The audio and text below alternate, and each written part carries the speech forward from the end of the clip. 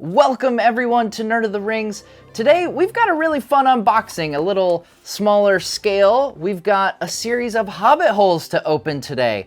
Now you might have noticed this in the background of my live streams in the past. This is my Christmas themed hobbit hole, one of my favorites. But honestly, I'm kind of sick of winter at this point. Aren't we all? Seriously. I'm ready for spring, so we're gonna put this guy back in storage. We're gonna open up some more warm weather themed hobbit holes today. Now today's video is brought to you by our friends over at Collector Zone, so be sure to check out the link in the description for all your favorite nerdy statues and collectibles. Now, one of the cool things about these hobbit holes is that they are designed after actual hobbit holes. If you go down to the Hobbiton movie set, they're all numbered just like they are here. So this is 1 Bagshot Row, and if you go to Hobbiton, there is a 1 Bagshot Row. You can see on the back of the box, it does have a bit of the map of Hobbiton. We can see the few of the different houses with the numbers on them. So this one in particular is 1 Bagshot Row.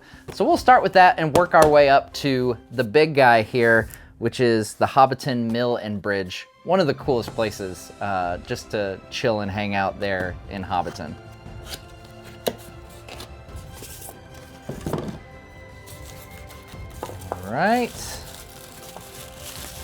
All right, so here we have number 1 Bagshot Row. Nice quaint hobbit house with the yellow door. Now in the books, you may remember that Bagend is at the very end of Bagshot Row. The other notable resident at Bagshot Row is the Gamgee family, and that is at number 3 Bagshot Row. Now in the films, there's a little bit of a discrepancy from the books. In the books, Sam and Rosie actually move into Bagend as Sam inherits all of Frodo's possessions, much like Frodo inherited Bilbo's.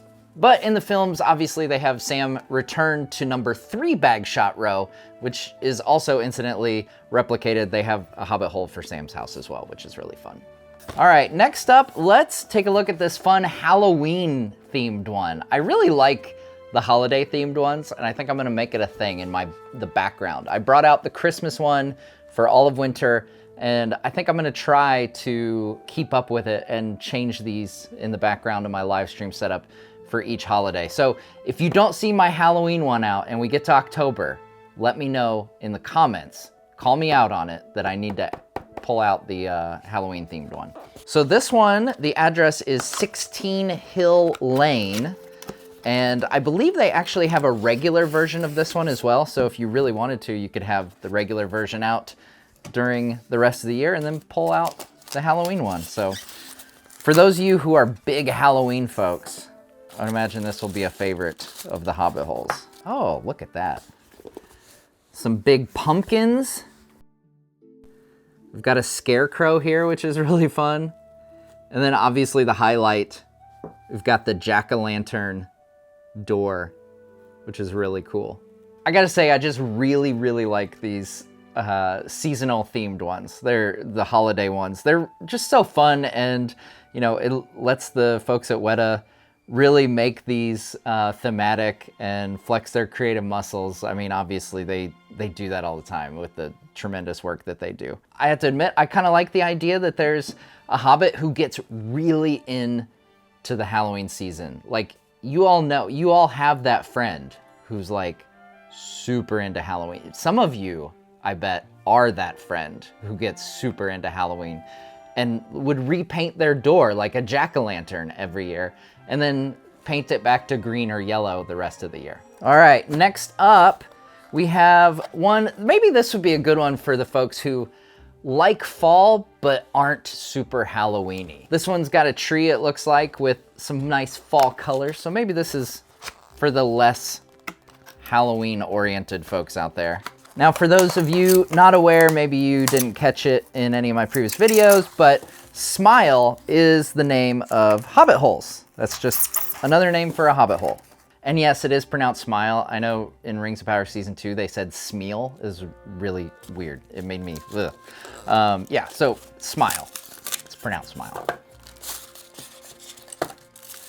All right. There we go. It's a little bit bigger than the other ones we've seen so far. really like the fall colors on that tree. That's nice. Now, when I was down in New Zealand, I met Leonard Ellis, who works on, I think, just about all of these Hobbit holes. I know David Tremont's name is on the bottom of these, a lot of these as well. So these guys have done a phenomenal job with these Hobbit holes.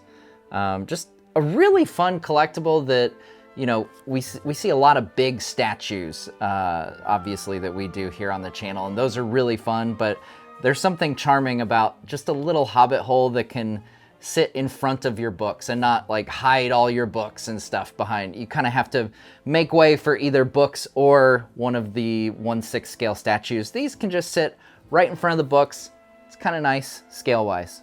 This one's kind of cool too, because it seems like it kind of rounds. It has kind of like a rounded edge to the front of the facade here. And this is something, you know, after learning this from the folks down in Hobbiton, and if you haven't seen my video touring Hobbiton, you should definitely go check it out. It's one of my favorite videos that I've done. But each house, they really, really dove into making them unique. And some of them, they have really dived into the profession of the hobbits. So like there's fisherman hobbits who have fish hanging and drying in order to consume or sell or whatever. And they have different merchants. So I always look for the small details. I see this one obviously has a broom out front. It has a stack of wood. The big feature obviously is the beautiful fall tree. We get the mailbox. There's mailboxes all around Hobbiton, which is really fun. But yeah, maybe this Halloween is that guy that we see polishing the giant pumpkin at the end of Return of the King. Who knows? And finally, we are gonna open the Hobbiton Mill and Bridge. This is the iconic bridge that Gandalf and Frodo in Gandalf's cart go over on their way to Bagend. And it's really fun after being there to see like the geography of where he's actually going. I'm not 100% sure that it makes sense. He kind of takes the long way, but maybe that's the cart path. Maybe it's a bigger cart path rather than taking the walking path. I don't know.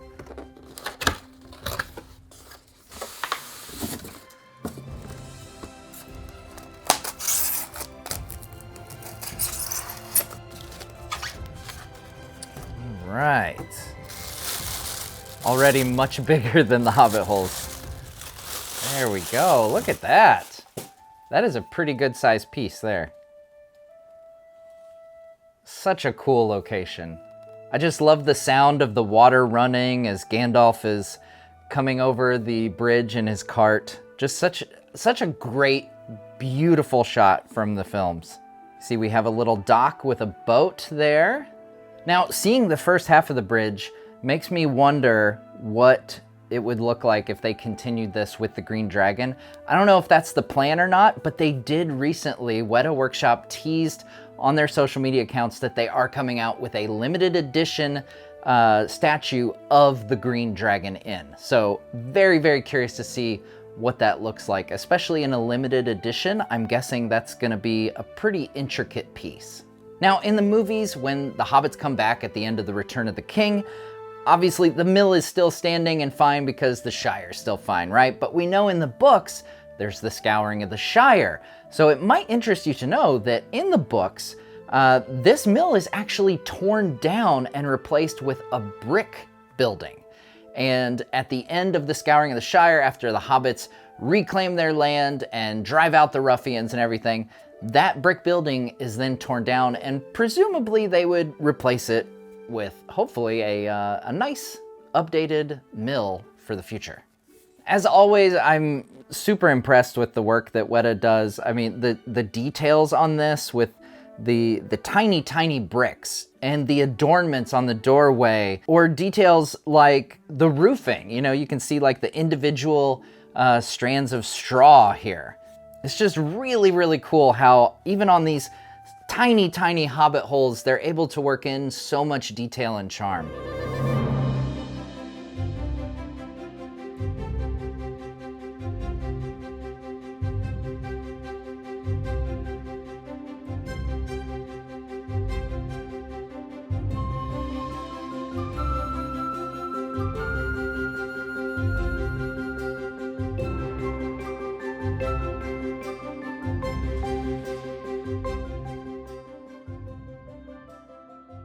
Well, there you go, guys. We have Hobbit houses along with the mill and bridge of Hobbiton. These are just wonderful pieces. Like I said, the Hobbit holes especially. If you're looking for something, you know, whether you're limited on space or limited on budget, I think these are really good options as far as collectibles go. They've got miniatures of characters as well, obviously, but this is something a little more on the subtle side than a character, I would think. So if you kind of like that look, I think it looks really nice in front of a set of books in particular. And again, don't forget to check out collectorzone.com. There are friends who made this unboxing possible today. They've got a wonderful array of collectibles, both in Lord of the Rings and other nerdy properties. So no matter what you're into, nerd-wise, they're gonna have you covered at Collector Zone. Thanks so much for watching, and we'll see you next time on Nerd of the Ring.